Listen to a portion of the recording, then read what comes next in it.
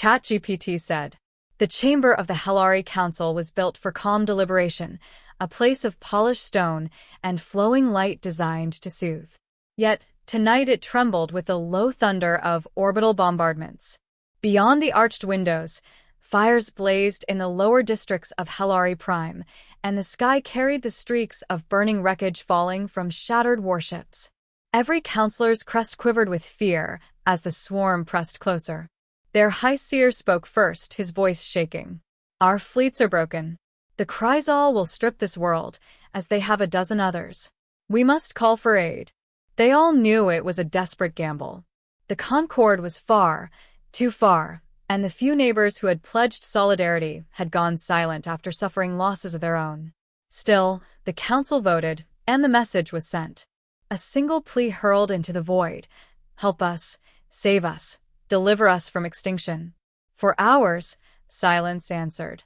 The only sound was the distant thunder of collapse as the swarm advanced. Then, finally, the signal came back. Coordinates, approach vectors, a promise that ships were on their way. Relief flooded the chamber. The Helari clung to hope, imagining vast silver fleets of the Concord sweeping aside the swarm with radiant energy. They pictured diplomats with kind eyes and healers with gentle hands. They imagined salvation dressed in light. When the first ships dropped from hyperspace, those hopes cracked. The fleet that appeared over Helari Prime did not shine. Their hulls were armored slabs of dark metal scarred by impacts and burns, patched with mismatched plates like a predator's hide. Their silhouettes were angular and ugly, bristling with weapon mounts that rotated with mechanical hunger. Engines burned not with grace, but with raw fury, driving forward like clenched fists. The alien observers whispered in horror as they scanned the incoming fleet. Their codes matched a species barely out of its home system, a species many in the galaxy had dismissed as unstable and violent. Deathworlders, the reports had called them. Earthborn. The humans wasted no time with ceremonial greetings. A single transmission broke across the council chamber, a deep, gravel-worn voice carrying the weight of command. This is Commander Jack Harlow, Earthfleet. We picked up your distress call. Situation report, now. His face filled the whole screen, square jaw, dark eyes, a scar running across his temple like a strike of lightning. There was no softness in him, no comforting diplomacy. He looked like a man accustomed to staring death in the eyes until it blinked first. The High Seer tried to speak with dignity, but his voice wavered. Commander, you honor us with your presence.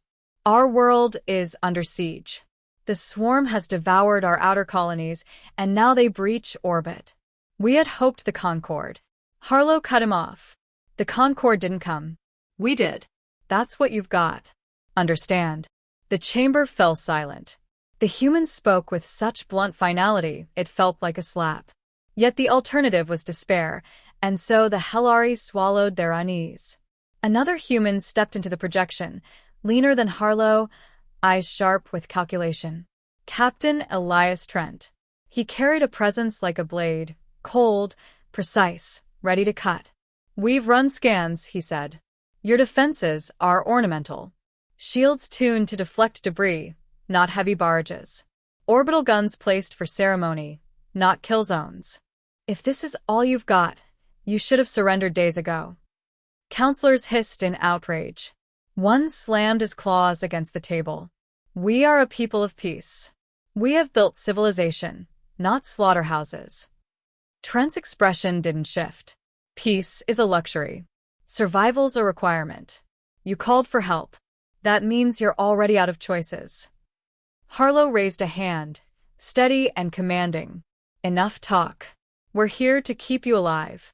But you're going to follow our lead, because you don't have a fleet anymore. We do. That clear? The High Seer hesitated, crest feathers trembling. His people needed salvation, yet what he saw on the screen felt closer to damnation. These were not angels sent from the stars. These were predators, forged in struggle, who now stood at their doorstep. Outside, the human fleet shifted into formation with unnerving speed. Engines roared, gun batteries primed, and cold-blooded efficiency replaced every thought of mercy. For the first time in their long history, the Hellari realized that survival might not come with gentleness. It might come with fire. And as the sky lit with the silhouettes of Deathworlders, the Council felt the weight of their decision. They had begged for aid. What had arrived was something else entirely. The night ended with a chill across every heart on Hellari Prime, and with the unsettling certainty that nothing in their world would ever be the same again. Commander Jack Harlow walked through the fortified corridors of Hellari Prime's orbital bastion with the deliberate stride of a man who had no time for hesitation. Behind him, Captain Elias Trent followed, his gaze flicking across every detail, every defense console, every guard who stiffened in their presence. The Hellari escorts struggled to keep pace, their long limbs and nervous gestures betraying unease. They had expected allies, paragons of galactic virtue. What they had received were soldiers hardened into something far sharper. Harlow stopped before a viewing port, staring down at the planet below. Fires dotted its continents like embers in dying wood. The swarm's movements were calculated, pressing closer with a predator's patience. He spoke without turning. Your defenses are collapsing. If we let the swarm choose the terms of battle, your world is gone in days. The High Seer, still rattled from the abruptness of their arrival, drew his robes tighter and spoke with a quivering defiance. We have always relied on the wisdom of unity. Violence corrodes the soul. There must be another path. Trent's lips curved in something too sharp to be called a smile. Another path. Your unity got you overrun. The swarm doesn't negotiate, it consumes. The only way forward is to kill faster than they can breed. The bluntness struck the council delegation like a physical blow. Harlow turned from the viewport, eyes hard as iron. You asked for help, not philosophy. If you want survival, you'll do as we say. Later, in the council chamber, strategy unfolded like a blade drawn from its sheath. Harlow stood at the central display, the holographic projection of the system glowing beneath his scarred hand. Red markers spread across the chart, swarms of enemy ships pressing in from the rimward approaches. Blue icons representing Hellari defenses blinked weakly, too few, too fragile. We don't fight them head-on, Harlow said. His voice carried no uncertainty. That's suicide. We bleed them. We bait them into overextension. Sacrifice ground we can't hold, then hammer them where they're weakest. Gasps rippled through the councillors. The High Seer raised his crest in alarm. Sacrifice? Those colonies are inhabited. They are our people. Elias Trent leaned forward, his eyes narrowing with surgical precision. If they stay, they die screaming when the swarm gets there. Pull them out now, strip what you can, and use the colonies as traps. If you won't do it, we will. The Hellari delegation murmured in dismay, their voices rising in disbelief. To them, every city was sacred, every life a flame worth preserving. To the humans, survival meant counting costs in a ledger stained with blood. A younger councillor whispered, unable to contain his revulsion. You fight like savages. Harlow's gaze cut to him, and the younger alien froze. We fight like survivors. On Earth, everything is trying to kill us, storms that flatten cities, predators that tear flesh, plagues that rot you from the inside out. We learned one truth early, mercy doesn't stop the jaws from closing. You either adapt, or you die. The room fell silent. The words carried a weight that none of the Hellari could dismiss. They had lived in safety for generations, insulated by alliances and diplomacy. The humans had been forged in something harsher, something primal.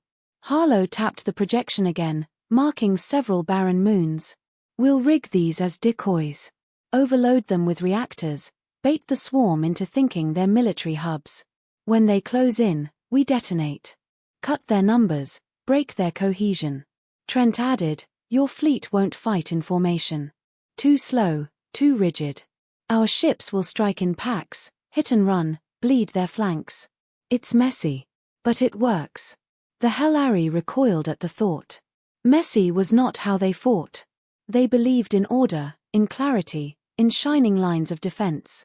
But those shining lines had shattered like glass under the swarm's claws. The debate raged for hours, councillors raising objections, humans dismantling them with cold logic. Every alternative path ended in extinction. Every plea for mercy met the same iron answer: survival comes first. When at last the council chamber quieted, the High Seer lowered his crest in reluctant surrender. His voice trembled. "Very well. We will follow your plan." Harlow inclined his head, not in gratitude but in acknowledgement. "Good. Then maybe some of you will live to regret it." After the council dispersed, Harlow and Trent walked the shadowed halls of the bastion. Elias broke the silence first, his tone measured but edged with a wry note. "They think we're monsters." Harlow's scarred face tilted toward the viewport, where Helari Prime turned slowly beneath them, its scarred continents glowing faintly with burning cities. "They're not wrong. But monsters are what they need." Neither man spoke for a long while. The swarm was coming, and the Helari would soon see what it meant to fight alongside Deathworlders. By the time the humans returned to their ships, orders were already in motion. Colonies were being evacuated, reactors primed, ambush points seeded across the system. A sense of dread settled across Helari Prime, mingled with a reluctant, fragile hope. The Helari had begged the stars for deliverance. What they had received was something far more unsettling: the cold certainty of men who had never known anything but the fight to live. And as the first distant signals of the swarm's vanguard flickered across their senses, it became clear that there was no turning back. The path forward was drenched in fire, and only the ruthless had the strength to walk it. ChatGPT said. The first sign of the swarm was not a fleet but a shadow. It spread across the void, a dark cloud of countless living ships, carapaced vessels bristling with spines, each one alive and hungry. Their advance blotted out starlight, and when the Helari sensors relayed the incoming mass, silence gripped every command center. Entire worlds had been swallowed by that tide. Helari Prime would be next. Aboard the human flagship Resolute, Commander Jack Harlow stood at the central command dais, arms folded as his officers relayed the incoming reports. His scarred face betrayed no panic, only the grim focus of a man who had seen death arrive too many times before. Beside him, Captain Elias Trent scrolled through tactical overlays with sharp precision, his mind already shaping the chaos into opportunity. "They'll be in weapons range within the hour," Trent said, his tone clipped. "They're spreading their vanguard too thin. Overconfident." "They always are," Harlow muttered. His gaze lingered on the holographic display of Helari Prime, its continents glowing faintly beneath the orbiting icons of defenses too weak to matter. "Cole will take the ground forces. Make sure the swarm never gets to touch their cities." As if summoned, the holoscreen flickered to reveal Major Cole Danner, already suited in battle armor, helmet tucked under his arm. His jaw was square, his eyes alight with the fire of men who thrived where others perished. "My Marines are ready," he said. "If they want to crawl through the dirt, we'll welcome them face to face." "Hold them as long as you can," Harlow ordered. "We'll thin the skies." Moments later, the swarm's leading edge crashed against the kill zones the humans had prepared. Decoy moons, seeded with volatile reactors, pulsed on enemy sensors like ripe fruit. The swarm descended upon them eagerly, only to vanish in blossoms of fire that tore through thousands of their number. Shockwaves rippled through space, scattering formations, but more ships pressed forward, unrelenting. Trent's fleet split into hunting packs, human ships darting in and out of the massive swarm like wolves worrying a herd. They struck from behind asteroid belts, darted into gaps, unleashed storms of missiles and railgun rounds, then vanished before retaliation could close. The HFY roared in alien fury, their vessels spitting acid streams and organic warheads, but their prey did not stand still. On the surface, Major Danner and his Marines dug in across Helari Prime's scarred fields. The swarm's drop pods rained down like falling stars, cracking open to spill clawed monstrosities that shrieked with primal hunger. The Helari defense lines wavered almost immediately, their soldiers breaking at the first sight of the nightmare. But the humans did not falter. Danner stood at the front, shotgun thundering, voice roaring over comms. "Hold the line. They bleed like anything else." His Marines fought with a ferocity the Helari had never witnessed. Flamethrowers roared, barricades shook under the impact of claw and mandible, and still the humans pressed forward, their laughter and curses mixing with the screams of dying swarm creatures. Where Helari troops crumpled, humans filled the gaps, their discipline unshaken. Above, the battle only grew fiercer. The swarm began to adapt, regrouping into heavier concentrations, pressing directly toward Helari Prime. Harlow watched the tide shift and spoke calmly. They're ignoring the feints now. They've chosen the planet. Time to break their back. Trent keyed commands, and from hidden hangars, the humans unleashed their most devastating weapons, orbital railguns the length of city blocks, firing tungsten slugs that tore through swarm cruisers like spears through flesh. Every impact turned enemies into burning wrecks, spinning out of control, colliding with one another in chaotic chain reactions. Still, the swarm endured, their numbers an endless tide. Trent's voice sharpened. "We can't stop them all." "We don't have to," Harlow replied. "We just have to break their will." On the surface, Dana felt the earthquake as heavier swarm behemoths slammed into the battlefield, their armored hides impervious to small arms. He cursed, then keyed his comms to orbit. Now would be a great time for some fire from the sky. Harlow's response was a single word. "Incoming." From low orbit, human bombers screamed down, releasing incendiary floods that ignited entire fields. The landscape became an inferno, swarm creatures shrieking as fire devoured them. Even the Helari soldiers recoiled at the scale of devastation, their delicate sensibilities crushed beneath the sheer weight of human ruthlessness. Through smoke and flame, Dana's Marines advanced. They fought like men who had never considered retreat an option. Each death was met with a roar of defiance, each wound ignored until the enemy lay broken. Helari soldiers watched in horrified awe as their allies seemed to revel in the slaughter, their survival instincts honed into a terrifying weapon. Hours stretched like years, the battle an endless cacophony of destruction. By the time the swarm began to falter, the once bright fields of Helari Prime were blackened wastelands, littered with twisted carapaces and shattered fortifications. In orbit, the swarm's central broodship finally emerged, a grotesque behemoth dwarfing even the largest human vessels. Its shadow swallowed the battlefield, its arrival accompanied by a psychic shriek that clawed at every mind. Trent's eyes narrowed at the sight. "That's their heart." Harlow leaned forward, voice steady as stone. "Then we rip it out." The Resolute and her escorts surged forward, railguns and missile salvos converging on the broodship. It returned fire with torrents of acidic plasma, raking across human hulls, burning through armor, sending entire vessels spinning into ruin. Yet the humans did not falter. They drove closer, ignoring casualties, their weapons hammering the swollen beast of a ship.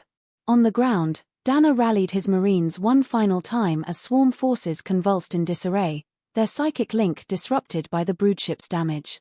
He raised his rifle and roared, his men charging into the wavering enemy with savage glee. Above, the Resolute plunged through sheets of fire, Harlow giving the order with the calm of a man born to moments like this. "All guns. End it." The combined volley struck the broodship's swollen core. For a heartbeat, silence. Then the sky erupted in a blossom of fire and gore as the alien Leviathan tore apart, fragments raining down like burning stars.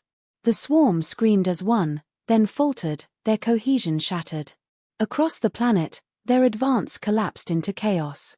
Humans pressed forward, crushing what remained, while Helari troops stumbled in disbelief at the impossible sight, the swarm beaten back, if only for now. When the last echoes of battle faded, smoke and ash cloaked Helari Prime. Fires still burned, bodies still smoldered, but the swarm was broken. Harlow stood on his command deck, expression unreadable as reports streamed in. Trent exhaled slowly, finally allowing himself the smallest nod of grim satisfaction. Dana, blooded but unbowed, pulled off his helmet and looked across the wasteland he had helped create. His voice was low, a mixture of exhaustion and pride. "We held." It was victory, but not the kind the Helari had envisioned when they begged the stars for help. It was survival wrested from the jaws of extinction, paid for in blood and fire. Smoke still clung to the sky days after the broodship's destruction, drifting in slow veils across Helari Prime like a shroud. The air carried the bitter stench of burned flesh and charred soil, a reminder that victory was never clean. Whole districts were rubble, cities cracked and broken, but the swarm was gone. For the first time in memory, silence spread across the night. Yet in that silence, unease thrived. The Helari had expected triumph to feel like salvation. Instead, it felt hollow. Survivors gathered among the ruins with gratitude on their tongues but fear in their eyes. They looked at the humans not as allies but as something far more dangerous, beings who had saved them through means that scarred both land and spirit. Commander Jack Harlow stood at the edge of the council chamber's balcony, looking down at the scorched capital. His arms were crossed, his expression hard, but behind his eyes weighed a burden he never spoke aloud. He had led countless battles, and none had been bloodless. To him, survival was victory, and nothing else mattered. Yet he knew the Helari looked at him as though he had dragged a beast into their halls. Captain Elias Trent entered quietly, his uniform still smudged with ash. He handed Harlow a datapad. Reports from the Northern Hemisphere. Swarm stragglers wiped out. Minimal resistance now. Our losses, heavier than we planned. Harlow skimmed the data with a frown. Losses are part of the cost. They held the line. His gaze shifted toward the council chamber below, where Helari leaders argued in hushed tones. They'll never forgive how we did it. They don't have to, Trent replied. They're breathing. That's enough. Major Cole Danner soon joined them, limping from a shrapnel wound, his armor still streaked with dried blood. He lowered himself onto a bench with a grunt. Hell of a fight, he said, his grin wolfish despite the exhaustion in his eyes. Never thought I'd see creatures like that break. But they did. Trent raised an eyebrow. Your Marines took the brunt of it. How many walked away? Danner's grin faded, his jaw tightening. Too few. But every one of them knew the stakes. We didn't come here for medals. We came to make sure the swarm never planted claws in this world. Silence stretched between them, heavy with unspoken truths. For men like them, war was not a tragedy but a familiar companion. They carried it wherever they went, and it followed them like a shadow. The High Seer entered then, his robes tattered, crest feathers dull with grief. His steps faltered as he approached, as though the very presence of the humans weighed upon him. He stopped before Harlow, his voice quiet yet edged with sorrow. You have saved our people. That truth is undeniable. Yet the cost may haunt us longer than the swarm ever could. Harlow's stare was steady, unyielding. You asked for survival. You never asked for mercy. That's the difference between you and us. On Earth, mercy is something you learn to abandon when the world tries to kill you every day. We did what had to be done. The High Seer's eyes glistened with restrained anguish. We begged the stars for angels. What we received were men who fight like demons. And I do not know whether to thank you or fear you. Trent stepped forward, his voice measured, his words sharp as steel. Fear us, then. If fear keeps you alive, so be it. We are not here to comfort you. We are here because you called, and we answered. You'll remember that when the next swarm comes, or when someone else decides you're too weak to defend yourselves. The chamber fell silent. The Helari leaders exchanged uneasy glances, unable to refute the truth. The humans had revealed a reality they had long denied. Survival belonged to those who would seize it, no matter the cost. Harlow turned back toward the viewport, where human ships orbited like silent sentinels. We'll leave once our wounded are stable and your defenses are patched enough to hold. You can rebuild. Or you can wait for the next predator. That choice is yours. The High Seer lowered his crest, voice trembling. Will you come if we call again? Harlow's expression did not soften. That depends. If you ask for aid, we'll come. But it won't be the kind you want. It'll be the kind that leaves scars. That's the only kind we know. Danner chuckled darkly. Better scars than graves. The words lingered, harsh and undeniable. The humans stood as proof of their own creed, uncompromising, unflinching, alive where others would have been consumed. When the humans finally departed, their fleet pulled away in ragged formation, ships scarred and battered yet still bristling with menace. The Helari watched them go with a mix of relief and dread, as though uncertain whether they had witnessed their salvation or the heralds of something worse. In the quiet that followed, the survivors of Helari Prime began to rebuild, their hands shaking as they cleared the ruins. They whispered stories of the men who had come from Earth, men who laughed in the face of Terra, who burned cities to save them, who fought not with honor but with hunger to endure. The whispers grew into legend, though not the kind told with reverence. High above, on the bridge of the Resolute, Harlow stood with Trent and Dana, watching the stars slip by as the fleet accelerated into the void. Dana leaned against a console, his grin returned. Another day, another world that thinks we're monsters. Trent answered flatly, maybe we are. But monsters keep winning. Harlow did not reply at once. His gaze lingered on the void ahead, the endless frontier of battles yet to come. At last, he spoke, his voice carrying the calm certainty of a man who knew his place in the universe. They asked for angels. What they got was us. If that's what it takes to keep humanity alive, then so be it. The stars stretched into streaks as the fleet vanished into hyperspace, leaving behind a wounded world that would never again look at the heavens with innocence. The Helari had been saved, but at a price that would echo through generations. And somewhere in the quiet dark, the humans prepared for the next call, the next desperate plea, the next world that would learn the same truth. When Earth answered, it was not salvation that came, but survival wrapped in fire. You said,